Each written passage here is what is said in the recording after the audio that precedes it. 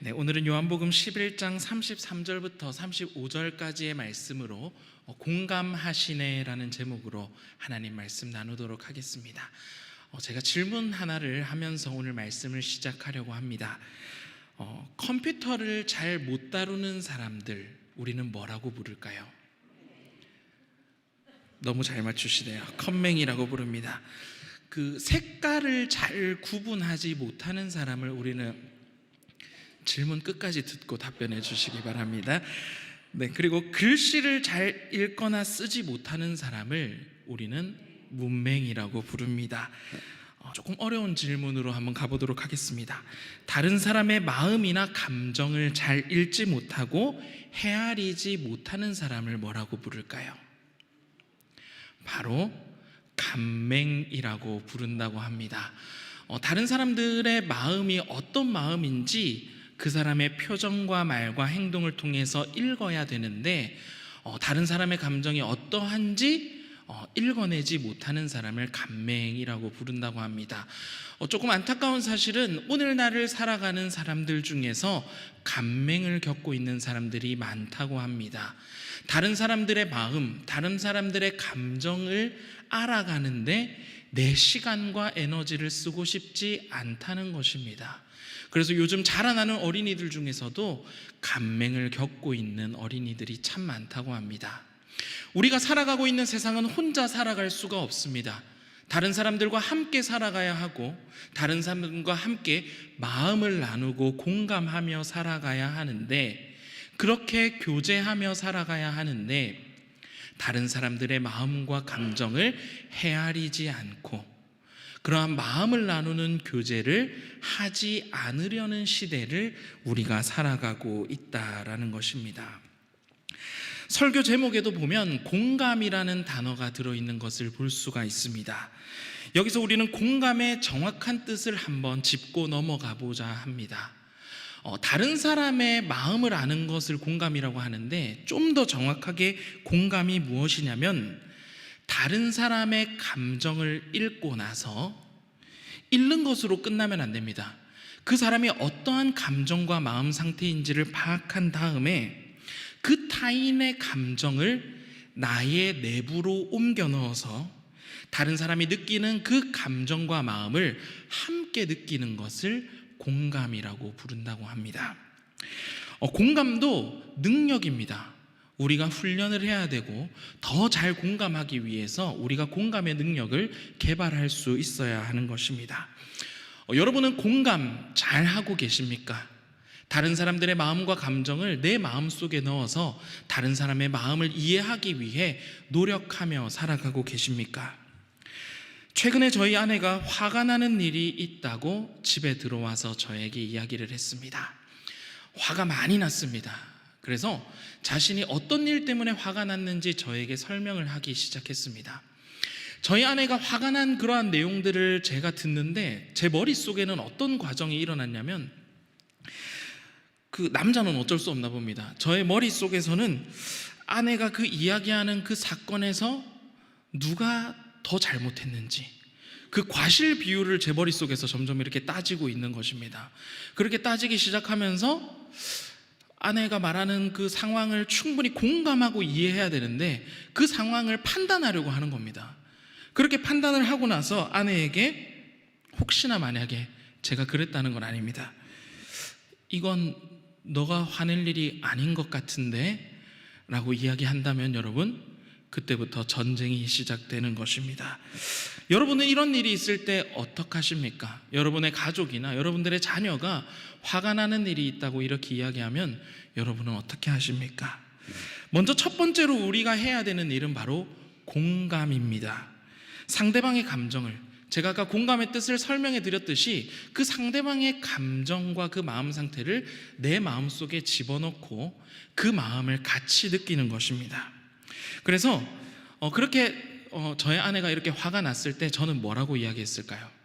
제 머릿속에서 진행되는 그런 프로세스를 잠깐 멈추고 아내의 그 마음을 이해하기 위해 노력하고 딱 5글자를 이야기하면 됩니다.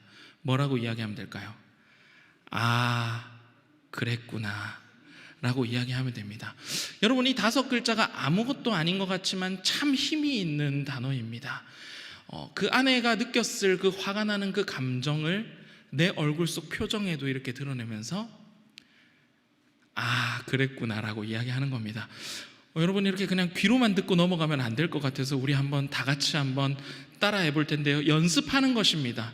혹시나 자녀나 또 남편이나 아내가 이렇게 자신의 감정을 쏟아놓을 때 여러분 뭐라고 이야기하시면 된다고요? 아, 그랬구나. 네, 이렇게 여러분 대답을 하시면 됩니다. 여러분, 공감 잘 해야 됩니다. 아내의 말에 잘 공감해 줘야 되고요. 남편의 말에 잘 공감해 줘야 됩니다. 자녀들의 마음에도 우리는 잘 공감할 수 있어야 합니다. 세상이 아무리 각박해져 간다 하더라도, 서로 마음을 나누는 교제가 점점 사라진다 하더라도 우리는 마음을 나누는 교제에 힘쓸 수 있어야겠습니다. 오늘 본문 말씀인 요한복음 11장 35절 말씀, 우리 같이 한 번 더 읽어보도록 하겠습니다. 우리 함께 한 목소리로 읽어보겠습니다. 시작. 예수께서 눈물을 흘리시더라. 아멘. 아주 짧은 성경 구절입니다. 슬픔의 그 감정을 이겨내지 못하고 눈물을 흘리시는 예수님의 모습을 우리에게 보여주고 있습니다. 저는 이 본문 말씀을 처음 진지하게 묵상했을 때 사실 큰 충격을 받았습니다. 슬픔을 이기지 못해 눈물을 흘리며 슬퍼하시는 그 예수님의 모습을 저는 이전에는 상상해 보지 못했었기 때문입니다. 진지하게 이 본문을 묵상하기 이전에는 너무나 슬퍼서 흐느끼며 눈물을 흘리고 계신 예수님의 모습을 저는 그려본 적이 없었습니다. 오늘 본문의 상황은 예수님께서 자신의 친구인 나사로의 죽음 앞에서, 자신의 그 사랑하는 친구의 죽음 앞에, 그 무덤 앞에서 그곳에 모인 사람들과 함께 슬피 울고 계시는 예수님의 모습을 우리에게 보여주고 있습니다. 그 슬픔의 감정으로 너무나 가득 차 눈물을 흘리고 있는 예수님의 모습을 우리에게 보여주고 있는 것입니다. 그리고 이 뒤에 이어질 내용은 사실 우리 모두는 잘 알고 있습니다. 나사로는 죽었지만 예수님께서는 죽은 나사로를 살리실 것입니다. 예수님께서도 나사로가 다시 살아날 것을 알고 계십니다. 모든 것을 알고 계시고 우리의 삶의 그 어떤 문제, 죽음까지도 해결하실 수 있는 예수님께서는 사실 슬픔이라는 감정을 느낄 필요 없이 곧바로 나사로를 살리실 수도 있었습니다. 하지만 오늘 성경 말씀이 우리에게 보여주는 예수님의 모습은 슬픔의 그 감정을, 인간적인 그 감정을 고스란히 다 느끼며 슬퍼하시며 울고 계시는 예수님의 모습을 우리에게 보여주고 있는 것입니다. 예수님의 마음이 나타난 또 다른 본문을 몇 가지 더 살펴보려고 합니다. 예수님께서는 이 땅에 오셔서 하신 대표적인 사역 중에 하나는 이 땅에 오셔서 아픈 사람들을 치유하시고 회복해 하시는 일이었습니다. 치유와 회복의 기적을 예수님께서는 행하신 것입니다. 그런데 그 기적을 일으키시기 전에 예수님께서 먼저 하셨던 행동이 있습니다. 우리 몇 가지 본문만 살펴볼 텐데요. 마태복음 20장 33절과 34절의 말씀을 제가 한번 읽어보도록 하겠습니다. 이르되 주여 우리의 눈뜨기를 원하나이다. 예수께서 불쌍히 여기사 그들의 눈을 만지시니 곧 보게 되어 그들이 예수를 따르니라. 아멘. 예수님께서는 눈먼 자들의 눈을 뜨게 하셨습니다. 앞을 볼 수 없는 사람들의 그 눈을 고쳐주셨습니다. 우리는 예수님의 행하신 놀라운 기적만을 생각하는데 사실은 예수님께서 이 놀라운 치유의 기적을 행하시기 이전에 먼저 하셨던 일이 있는데 불쌍히 여기셨다라고 말씀에서는 기록하고 있습니다. 불쌍히 여기셨다라는 말은 우리가 흔히 불쌍하다라고 이야기하면서 혀를 쯧쯧 차는 그런 행동을 말하는 것이 아닙니다. 고통과 슬픔 가운데 있는 그들의 감정을 자신의 마음속에 집어넣고 함께 느끼는 것을 이야기하는 것입니다. 불쌍히 여기다라는 단어를 영어 성경으로 찾아보면 compassion이라는 단어를 사용하고 있습니다. 여기서 come은 함께, 가치를 뜻하고 passion은 고통을 뜻합니다. 즉 불쌍히 여긴다라는 것은, 예수님께서 불쌍히 여기신다라는 것은 고통의 자리, 슬픔의 자리에 멀리 떨어져 계시는 것이 아니라 가까이에 계시면서 그 고통과 슬픔을 느끼는 그 사람의 그 심정과 그 마음을 자신의 마음속에 집어넣어 함께 그 고통으로 울어주고 있는 모습을 이야기하고 있는 것입니다. 예수님께서는 눈먼 자들을 치유하실 때 가장 먼저 하신 행동은 그 눈먼 자들의 그 고통과 그 오랜 기간의 그 슬픔과 서름을 자신의 마음속에 넣으시고 자신도 함께 울어주신 이후에 치유하셨다라는 것을 볼 수가 있습니다. 또 누가복음 7장 13절 말씀입니다. 이 말씀도 제가 읽도록 하겠습니다. 주께서 과부를 보시고 불쌍히 여기사 울지 말라 하시고. 아멘. 나인성 과부의 아들을 살리실 때 먼저 예수님께서는 하나밖에 없는, 나인성 과부에게 있어서는 마지막 희망인 아들마저 잃은 그 과부를 보시고 불쌍히 여기셨습니다. 그냥 그 나인성 과부의 아들을 살리기만 하면 되는데 그냥 살리신 것이 아니라 그 슬픔에 공감하시는 예수님의 모습을 우리에게 보여주고 계십니다. 여러분 기억하시기 바랍니다. 예수님은 우리를 불쌍히 여겨주시는 분이십니다. 우리가 예수님에 대해서 기억할 때, 예수님이 어떤 분인지 우리가 생각할 때 그저 놀라운 기적을 행하고 우리가 행할 수 없는 놀라운 일들을 행하기만 하시는 분이다라고 생각하지 말고, 우리가 꼭 기억해야 되는 예수님의 모습이 있는데, 우리가 슬픔 가운데 있을 때, 고통 가운데 있을 때 우리의 가까이 찾아오셔서 우리의 그 슬픈 마음을 자신의 마음속에 집어넣으시고 우리가 울고 있을 때 함께 슬퍼하며 울어주고 계시는 분이 예수님이라는 사실을 우리는 기억해야 합니다. 그리고 우리는 이 이야기는 성경의 이야기뿐만이 아니라 오늘날을 살아가는, 오늘날에 우리가 만나야 하는 예수님도 이러한 예수님입니다.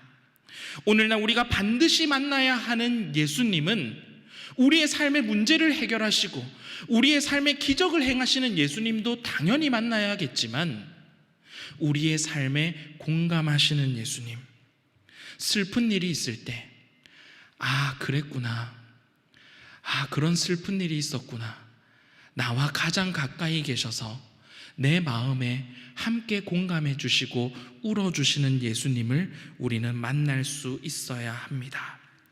예수님은 우리와 가까이 계셔서 우리와 깊이 공감하기 원하시고 불쌍히 여겨주시는 분이 바로 우리 주님이십니다.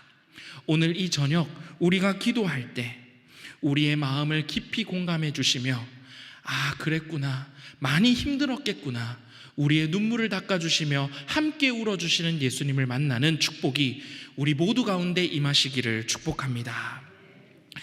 그렇다면 공감하시는 예수님을 알게 된 우리는 어떻게 해야 합니까? 첫 번째로는 우리도 예수님의 마음을 알기 위해서 노력해야 됩니다. 예수님은 우리의 마음을 알기 위해, 우리의 마음과 공감하기 위해 지금도 우리를 불쌍히 여겨주고 계신데, 과연 나는 예수님의 마음을 얼마나 알기 위해 발버둥 치고 있는지 우리의 모습을 돌아보았으면 좋겠습니다. 제가 좋아하는 찬양 중에 조금 전 찬양팀에서도 찬양을 했는데 아버지 하나님의 마음이라는 찬양이 있습니다. 어떻게 부르죠? 아버지 당신의 마음이 있는 곳에 나의 마음이 있기를 원해요. 이런 찬양이죠. 하나님의 마음에 있는 곳에 내 마음도 있기를 원합니다. 하나님이 기뻐하시는 그 일에 나도 기뻐하기를 원합니다.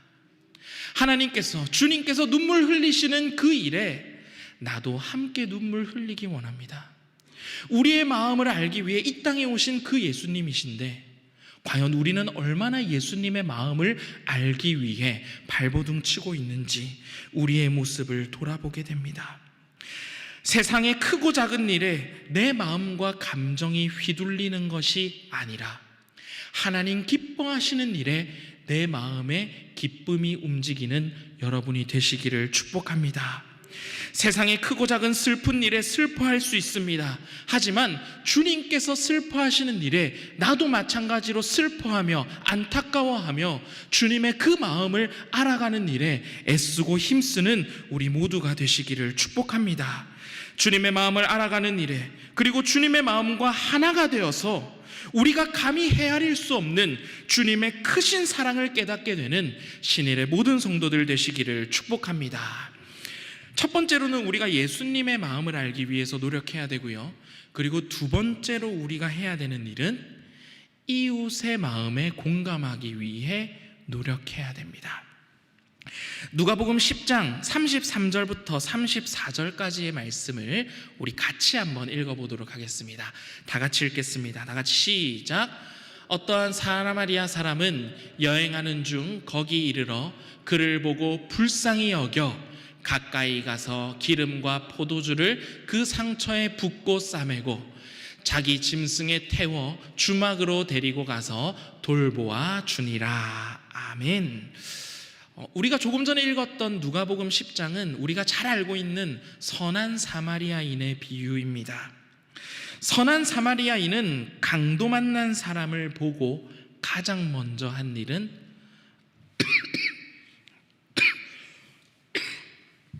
죄송합니다. 가장 먼저 한 일이 뭐였죠? 불쌍히 여기는 일이었습니다. 선한 사마리아인은 강도 만난 사람을 만났을 때 가장 먼저 불쌍히 여기는 마음을 가졌습니다. 예수님과 같은 심정을 느꼈다라는 것입니다.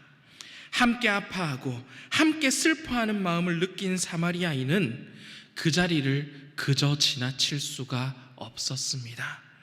그래서 가까이 가서 그의 상처를 싸매어 주었고 돌보아 주었습니다. 사마리아인의 불쌍히 여김이, 사마리아인의 이웃의 그 마음에 공감하는 그 마음이 그의 발걸음을 멈추게 했고 상처 입은 사람을 돌보게 했다라는 사실입니다.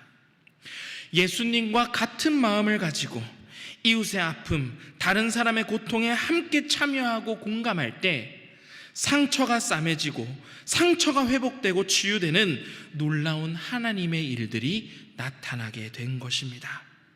세상이 삭막해져 가고 메말라져 버리는 상황 속에서도 나 또한 마음을 닫고 살아가는 것이 아니라 우리의 마음을 열고 하나님과 나와 마음을 공유하며 그리고 서로 마음을 나누는 교제에 힘쓰며 살아가야 하는 이유가 바로 여기 있는 것입니다. 우리가 주님의 마음을 가지고 공감할 때, 주님의 마음을 가지고 불쌍히 여길 때 하나님의 역사는 그 공감을 통해 이루어지게 되는 것입니다. 이웃과 마음을 나누는 일, 교회의 성도들과 마음을 나누는 일에 힘쓰시기 바랍니다. 혹시 주변에 슬퍼하는 사람들이 있다면 그 슬픔을 함께 공감해 주시기 바랍니다. 그 사람의 그 슬픈 마음을 내 마음 속에 넣어 함께 눈물 흘릴 줄 아는 성도들 되시기를 축복합니다. 그리고 우리는 기뻐하는 그리스도인이 되어야 됩니다. 하나님 기뻐하시는 일에는 나 또한 마찬가지로 기뻐하며 이웃의 기쁜 일에 질투하는 것이 아니라 정말로 진심으로 웃으며 함께 기뻐할 수 있어야 합니다. 우리를 구원하여 주신 하나님의 크신 사랑으로 우리는 웃으며 진심으로 기뻐하며 기쁨을 전하는 사람이 되어야 하는 것입니다. 이렇게 공감하는 것, 오늘 말씀 시작할 때 나누었지만 쉽지 않습니다. 우리는 계속해서 훈련해야 됩니다. 내 힘으로는 도저히 공감할 수가 없을 때 자비와 위로가 넘치시는 우리 하나님께서 성령을 통하여 우리의 마음을 변화시켜 주시고 우리가 공감할 수 있는 사람, 함께 울고 웃을 수 있는 사람이 되도록 주님께서 인도하여 주실 것입니다. 우리 함께 기도하겠습니다.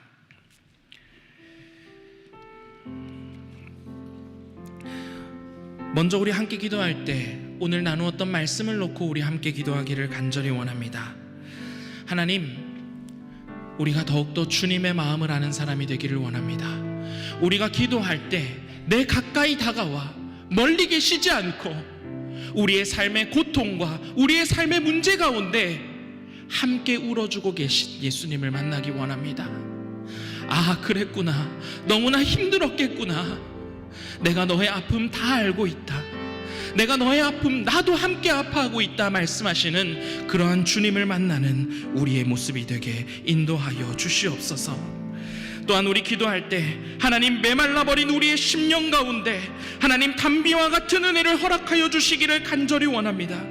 너무나 딱딱해져 버려 주님의 마음을 깨닫지도 못했고 이웃과 공감하지도 못했으며 이렇게 살아갔던 우리의 잘못을 주님 용서하여 주시옵소서. 내 힘으로는 할 수 없습니다. 우리의 마음과 심령을 변화시켜 주시며 새롭게 하여 주시옵소서. 마음의 성벽을 재건하게 하여 주시고 주님의 마음을 깨닫고 주님의 마음이 있는 곳에 내 마음이 있게 하여 주시옵소서. 우리 이 기도 제목을 놓고 우리 함께 기도하도록 하겠습니다. 주여 믿습니다. 주여 믿습니다. 주여 믿습니다.